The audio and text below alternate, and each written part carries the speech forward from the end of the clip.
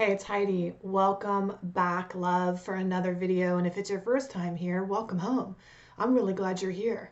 It is my intention to provide you with some kind of insight, wisdom, inspiration that really helps you root down in your own worthiness, find your real, authentic power, figure out, and speak your truth so that you can have the life and relationships that you really deserve. Here's the truth: you were born for love, you deserve all good things.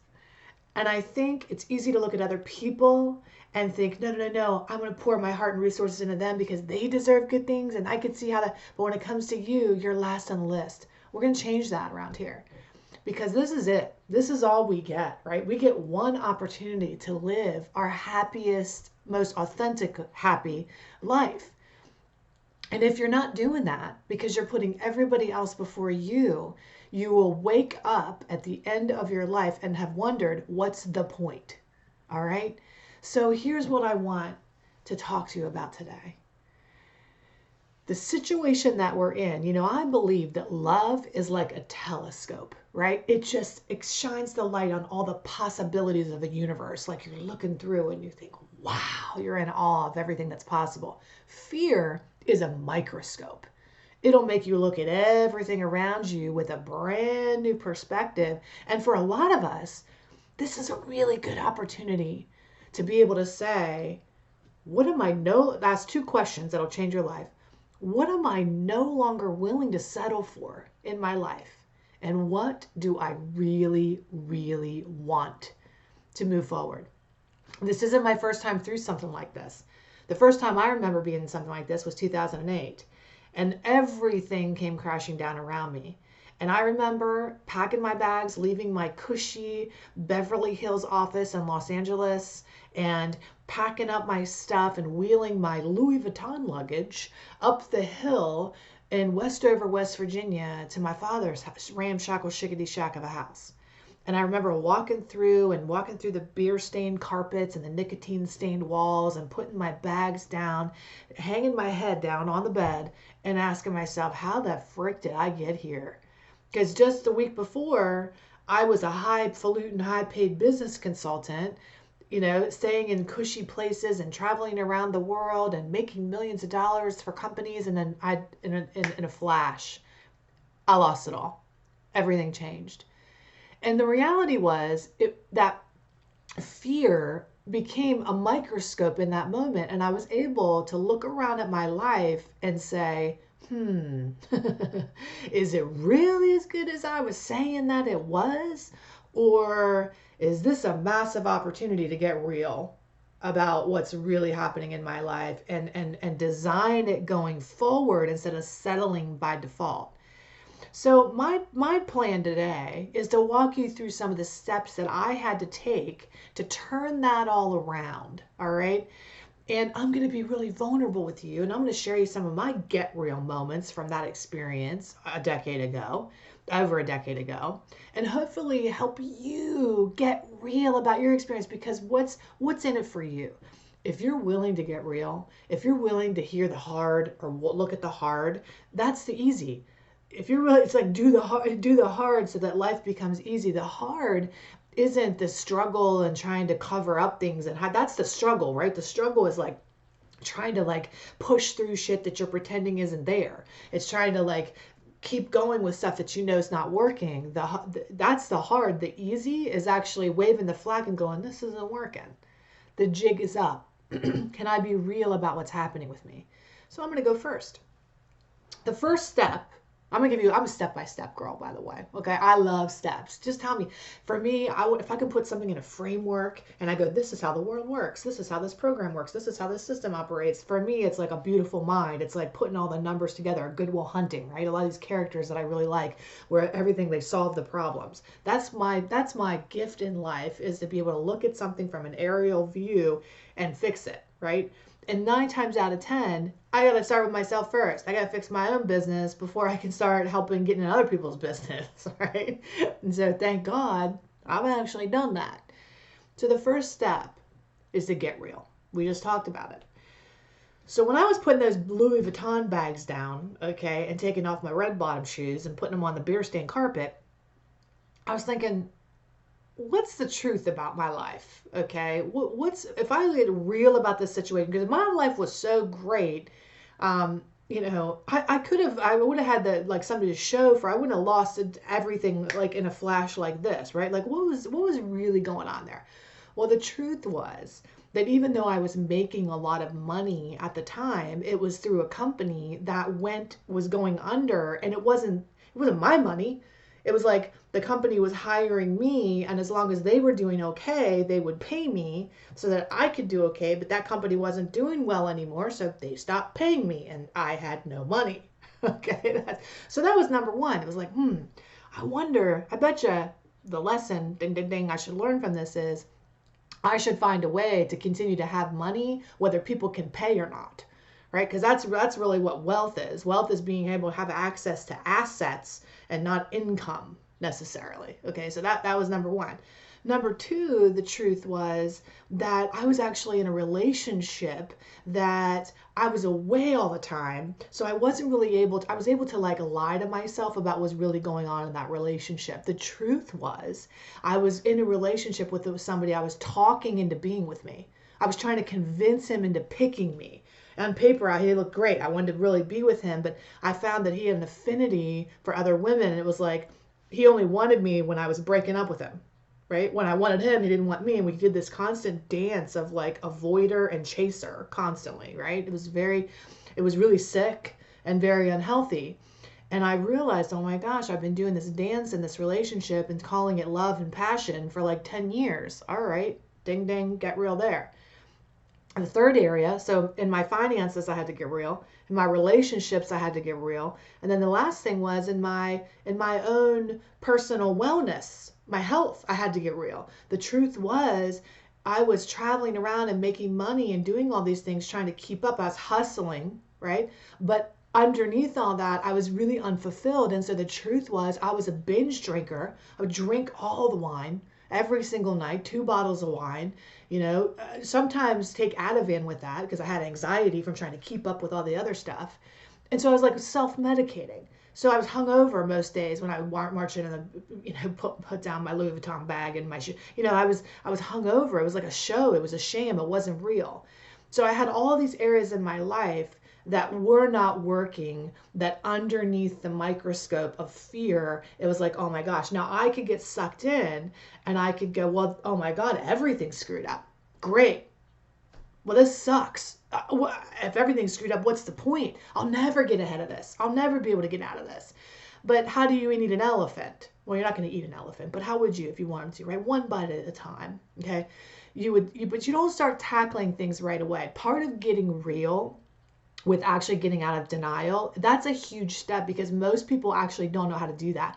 They prefer to live in the dance of denial. That's what makes my work so hard, if I'm honest. Not a lot of people want to hear the truth. Sometimes my clients will say to me, holy God, you tell the truth. You just like speak it. You call it like you see it. Thank God, like somebody who's just like not afraid to just like say it, like call it out. But here's the reality. A lot of people don't want that. They'd rather live in kind of like a blissful denial. It's not really blissful. It's ignorance is bliss. It's not, okay? But they'll live in this little filtered life, right? That's why we love filters so much in our society because it pretties shit up that's ugly. Okay? I mean, that's the truth. And so we want to slap a filter on our life too. And we want to present because we're stuck in this cycle of what will people think. If I actually expose my problems or I have problems, what will the neighbors say? How's that going to look if the jig is up? Well, honey, they already know. Believe me, they're talking about it behind your back. They already know the jig is up. So you might as well just be like, I know, I see it too. Yeah. So the dance of denial makes it easier for a lot of people. The dance of denial is I dance my way into the past. It sucks in the present moment, but I dance my way into the past. And I'm like, well, in the past, it wasn't that bad. Or I reminisce about a time. A lot of addicts and alcoholics do this. They'll reminisce about the glory days when they were roller skating with their friend with their peg legs and their mullets. And they'll talk about how fun it was to go, driving around cruising in their Trans Am. Okay. And a lot of people are watching this, kids, and they're like, what the fuck are you talking about? Anyway, they'll be doing all this stuff, but really they've been an alcoholic. They're 45 years old and they're like falling down at the bar, and it's not cute anymore. Okay? But they're still like in the foot after the football game. It's like, So they'll do the dance. They'll dance in the past when it wasn't that bad, or what they'll do is they'll dance their way into the future and imagine a time where it'll magically get better on its own without doing the work. Okay, and that's ridiculous. So, but all the motivation to do something about our lives lives in the present moment. Being able to root down in the present moment, that's the beautiful gift of presence. Look at that. Look what I did. See what I did there. That's the gift of presence.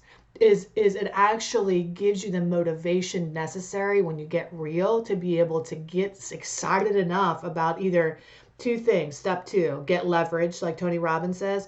I'm either avoiding pain or I'm gaining pleasure. So what am I? So when I get real, I can look and do an inventory and I can say, what's this relationship really costing me? What's the truth about the pain that I am exposing myself to on a consistent basis in the relationship? Well, he constantly undermines me. He constantly chooses other women or makes me feel insecure, or she constantly is off doing her thing and she's withholding affection from me and I feel like a loser in this relationship. You know, we get leverage. Well, what's the cost of the job? Well, I don't have any savings. I don't have any investments. I'm not able to take care of things. The truth is I can't afford that bag that I bought. I charged it. The truth is, you know, what's the truth about the situation? Get the leverage. What pain? What's the real pain that's going on here? All right? What's the truth? It's like, oh, well, I have 50 extra pounds. What's the truth about that way? Well, the truth is I can't fit into my jeans the way I want to. No, honey, the truth is you can't have sex with the lights on and your husband's wondering why you're not attracted to him anymore. But the truth is that your body's the problem and you don't love yourself, but he thinks it's him. That's the truth. All right. So, so like, again, we go, oh God, I don't like all that. What else? You know, I've been told many times in my life, reminded, hey, a spoonful of sugar helps the medicine go down. What do you want me to say that with a smile on my face? Well, it's because you can't have sex with your husband the way you want to. I believe the sugar is the truth. I know it doesn't taste so good going down, but but the thing is like, that's where the sweet spot of life is when you live in reality for me. Okay. Reality in my life has set me free.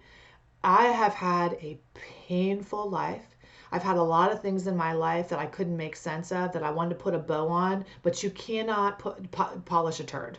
All right. I hate to be so gross, but sometimes all that polishing and scrubbing and trying to make it look nice is actually the problem. The sugar with the medicine is the problem. Sometimes we just need to take the medicine. All right. We are so accustomed to wanting to avoid pain that's why our addiction culture is the way that it is because we're trying to medicate our pain away constantly instead of just actually saying, what would it be like to feel the pain? Because again, the pain is the gift sometimes. It's the smoke signal to go, holy shit, man, something needs to change here. Okay? We don't feel enough pain. We'll never take any action. People are not motivated by pleasure. Like, oh, I'm going to have such a wonderful time if I do this. Oh, I'm going to be, they'll do more to avoid pain than they will to gain pleasure. Always. That's just the way we're wired. It's like, why do we wait to the last minute to do anything? We don't feel the joy, do it early to get the stamp of approval. Yay, I accomplished the goal. But we'll do it in just a nick of time to avoid the bad thing that's going to happen if we don't. Right? That's what we do.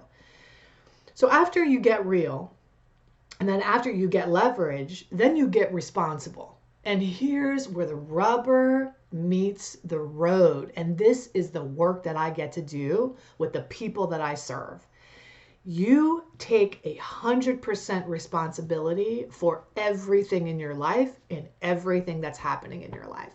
Now, this is really hard because you and I both know it's they who need to change. They're the ones that are screwed up. They're the ones that keep hurting you. They're the ones that keep lying to you. They're the ones that keep manipulating you. They're the ones that keep doing the terrible things they're doing to you. And you're the one who stays. And you're the one who keeps promising yourself you're going to do something about it. And you're the one who keeps begging them to change, knowing damn well they're not going to change, believing their lies, getting sucked in, and exposing yourself to the pain longer. Okay? Now, what gets in the way of you taking responsibility is something that's really awesome about you. It's your righteousness. You're a righteous person. What does that mean? It means you know good from right from wrong. You know what's right, how people are supposed to behave. People aren't supposed, she ain't supposed to be behaving that way. You can go anywhere and point it out, right? You know, the person's jacked up. And so you get stuck in the righteousness of what people are doing and the rightness or wrongness of it. And you do not focus on the reality of what is actually happening. You get stuck in, that's not okay that they're doing that, instead of they're actually just doing it. It's not right or wrong that they're doing it. They're doing it. It's not right that he doesn't answer his phone when I'm calling. It's not right that he talks to other women. It's not right that she ignores me or constantly deprives me of affection, attention, or intimacy. It's not right that she does that. Well, honey, she doing it. Whether it's right or wrong, she doing it, and you're tolerating it. That's the problem. So, you know, one of my areas of expertise is this thing called codependence. What the hell is that, right? We're like, oh, so, you know, or we hear that word and we're like, oh, you're codependent. It's like narcissistic. We all like to say that for everybody's narcissistic or, you know, sociopathic. We always label everything. But here's what it is. It's like when you're a little kid, if you go through dependence phase, like really good, right? Like you have people that are firing on all cylinders, raising you up. And like you get your needs met, your psychological needs are met in your family, your emotional needs, your physical needs, your, you know, your spiritual needs, all the things are met in your family dynamic, and to the best of everybody's ability, for real. Not they hurt you and still did the best they could, you know, but they actually did a good job. Then you move into this phase called independence, which is then I take care of me. I don't tolerate any stuff. I'm responsible for my feelings. I own my stuff. You own your stuff. I'm not going to sign up for your stuff. You do your stuff over there. I'll be over here. Okay, we maintain this level of independence. It's my responsibility. It's not the government's responsibility to take care of me. It's mine.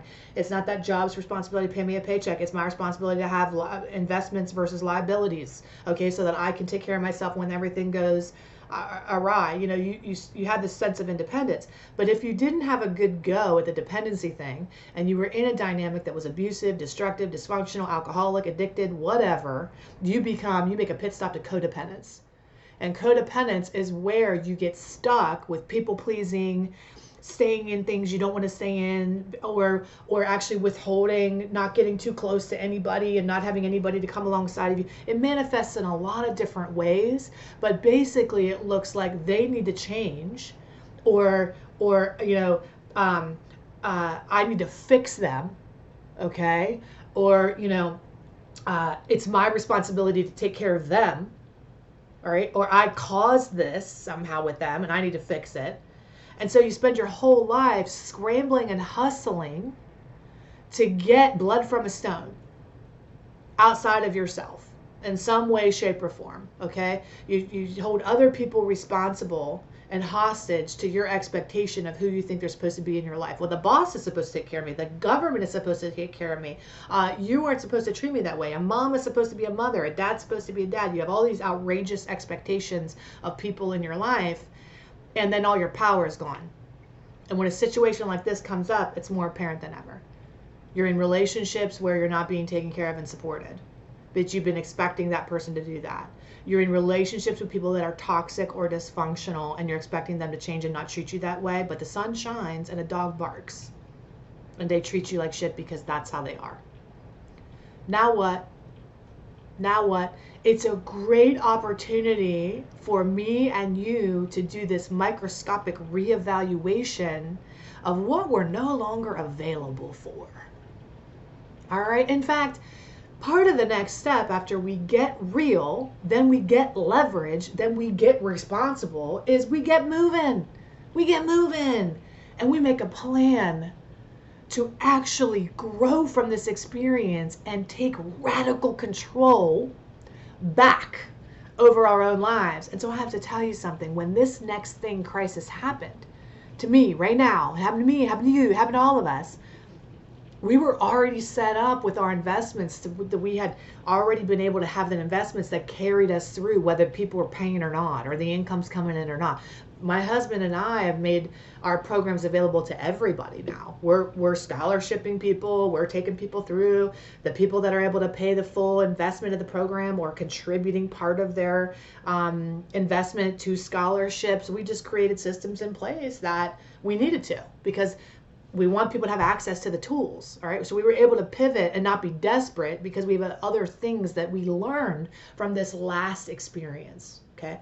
I also realized from last experience that I was alone and in a relationship that was causing me pain. And so I went to work during that time in recession in 2008. I went to work working on my codependence issues, on my unhealed trauma, on the things that were making me hustle for my value or prove my worth.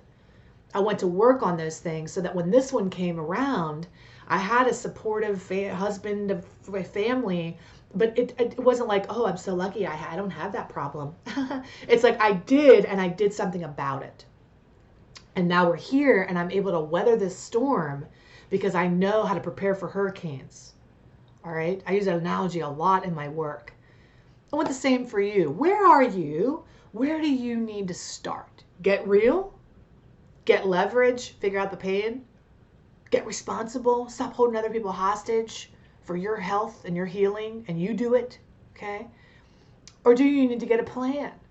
Any way, shape, or form I can help you with any of those steps. I want you to reach out to me. Go over to lovecoachheidi.com and send me a message. Make a comment right here. Have you been hearing some hard truths today? Are you looking at things a little bit differently? It's a great opportunity. I am not trying to make you feel bad for the sake of feeling bad. I'm trying to help you get real about what's happening so that you can have the real good. You cannot have authentic happiness if you don't look at the real pain. Okay? That's the truth. If you want authentic happiness, you have to get in touch with the real pain. All right? I can help you do that so that we can emerge from this cocoon that we're in, transformed, our true self. Beautiful, beautiful butterflies with wings that span for days, able to fly. Fly. You deserve to soar. All right. I love you. I'll see you in another video. Take excellent care of yourself. Sign up over at lovecoachheidi.com. If you never want to miss a video, subscribe, put the like button, do whatever you need to do. Okay. Just to help us support each other. All right. I love you, and I'll see you soon. Take excellent care. Bye.